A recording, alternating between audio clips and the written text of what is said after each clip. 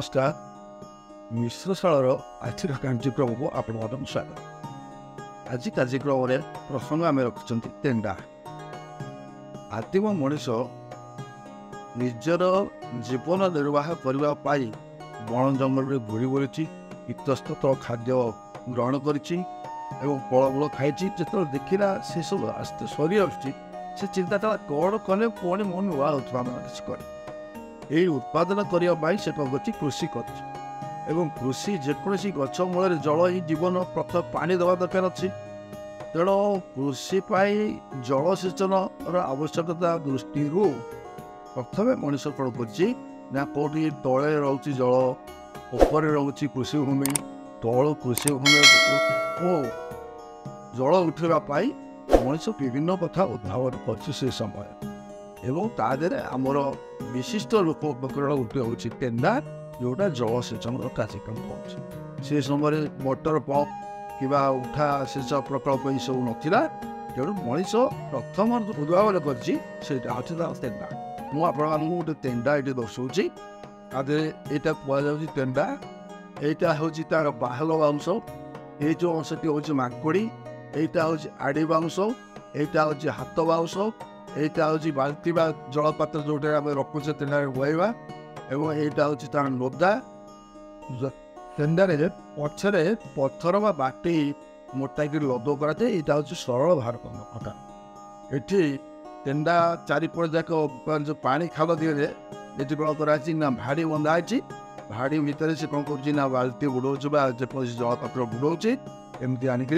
बर्तमान ये ढालुचे ये पानी जाकर तेंडा मुंडे पहुँचुची तापर से नाली बाल्टा देखिए जल भूमि की स्वच्छता होगा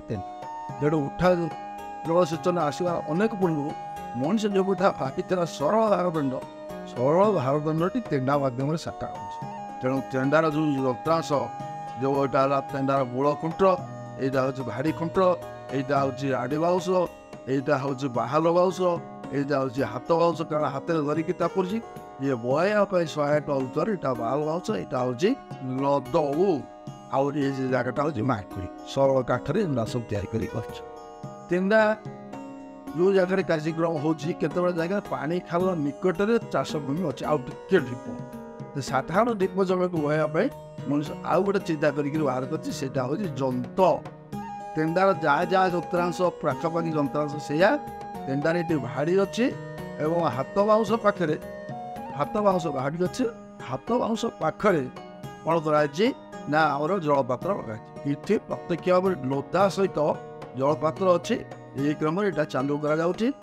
पानी गला प्रचुर पानी जापटे नाली कराए नाली दिए पानी जाकर कृषि भूमि में पहुँच ये आमर गोटे कथा कौन नई कूलिया तेंडा छाई तलिया भेंडा नई कूल चाषपाई जेकोसी जलाशय चाष भूमि को जल उत्तोलन करने तेंडा अच्छे यहाँ आमर